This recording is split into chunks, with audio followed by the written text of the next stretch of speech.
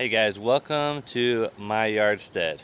One of my favorite things about my yardstead is this right here. It's my pride and joy, my rainwater catchment system.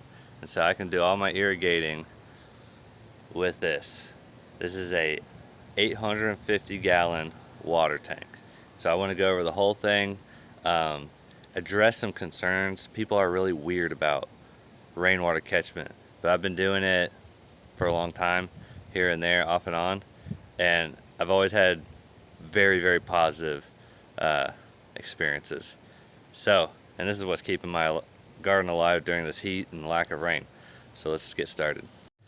Alright, the first thing I want to address with this is catching rainwater is not illegal. Even if it is, it shouldn't be. So I'm just going to do it anyway, whether it's legal or not. Alright, so I want to show you the path of the water here. So basically the path of the water goes down this gutter here, hits this strip of tin, which has like a little dip. We'll climb up there in a second. And it just flows right in and falls in.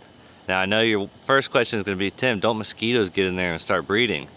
Yes, they absolutely do. So we're going to climb up there and hopefully I can show you what keeps the mosquitoes out. Alright, I want to show you where we're catching rain off of. So we've got this corner here and then over to the other corner. So it kind of makes a triangle here, and there's the gutter. And it's not a very big area, honestly. I could catch a lot more if I got a gutter on this edge too. But what happened was I went ahead and put this one up, and then my tank started filling up. And I was like, dang, I really couldn't even keep up with the water I was getting. So I haven't put one on here. Maybe this summer I will, as my water usage goes up. So anyway, it comes in from this gutter, hits this tin right here. See these little grooves right here?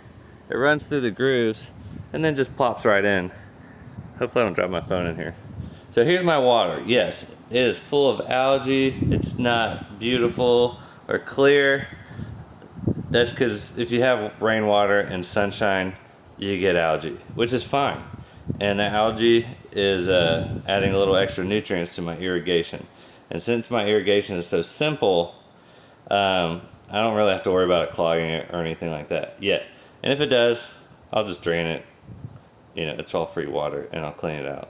But it's been here a while, at least maybe 6 months, and I've had no issues. Notice no mosquitoes. One day I came in here and it was full of mosquitoes, hundreds of them. I was like, oh, I gotta do something. So I went to the store, and for 38 cents a piece I could buy a little goldfish. So I threw the goldfish in, and within a couple days there were 0 mosquitoes in here. No mosquito larvae. They ate them all. And as far as I know, they're still alive in here. I saw one about a month ago, so some of them at least survived a few months. But yeah, I think they stay lower during the day because of the heat or something. I'm not sure. I don't blame them. Now I know what you're thinking. Most of us yard steaders, we don't have lots of money, and this is like $1,000 tank right here. I didn't pay $1,000. I paid 120 bucks for that. And so I know you hear about all these good deals people get on Facebook Marketplace and whatever, and it's real. But you have to check it consistently. Living near a big city, like I live near Jacksonville, big port city. So this was an old DEF tank. DEF is diesel exhaust fluid, and it is basically nitrogen fertilizer, very liquid, in a liquid form. It's very similar. And so I bought it. It stank like a nitrogen fertilizer would, and I filled it up with rainwater. And so there's a little bit in the bottom, but it got diluted, went into the garden, not a big deal. So it kind of got diluted and then flushed out. And so once I got a couple hundred gallons of rainwater in there, I just emptied the entire thing. And there goes my DEF. And so this is a relatively, this is the kind of place you want to look. So if, let's say you live further from an industrial area out in the country or whatever, just change your location to that place, and a deal like this is worth traveling for. Alright, now one of the downsides is it doesn't have super high water pressure. So here's my my little thing. We'll go ahead and turn it on and we'll water some plants, why not? there's the end of it. Watering a little fig tree. So I always just leave it next to a tree so that when I turn it on and go find the end, it's watering something. Oh, what a happy little tree. So anyway, you'll notice I don't have great water pressure, and as the water level goes down, the pressure goes down.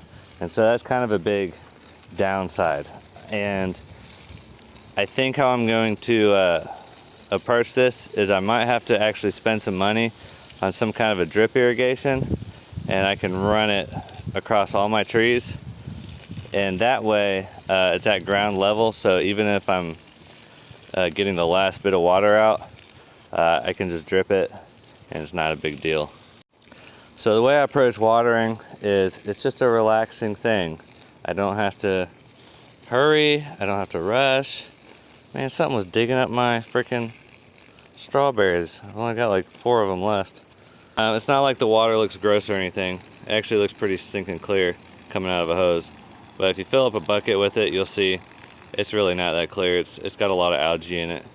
But from a little bit of brief reading, the algae is actually going to add a little bit of nitrogen, which is beneficial. So it's in some way or form I'm spraying a little bit slightly nitrogen richer water on my plants. Not a big deal. Alright, so in conclusion here, catching rainwater is very simple, especially if you've already got gutters going. You don't have to get a big tank like this. You can get a 300-gallon IBC tank with the aluminum cage around it, and so, or a 50-gallon, pickle barrel or whatever. You want a 5-gallon bucket. Anything is better than nothing, but I like to get crazy with stuff. And it's the easiest thing to do, especially if you live in a high rainfall place like Florida, like I do. It's just a no-brainer. And the well water here, I was having problems because it had too much iron in it. It was turning the leaves speckly white. No good. Killed my cucumbers, which they're coming back. I have hope. And then I don't want to pay for city water. So,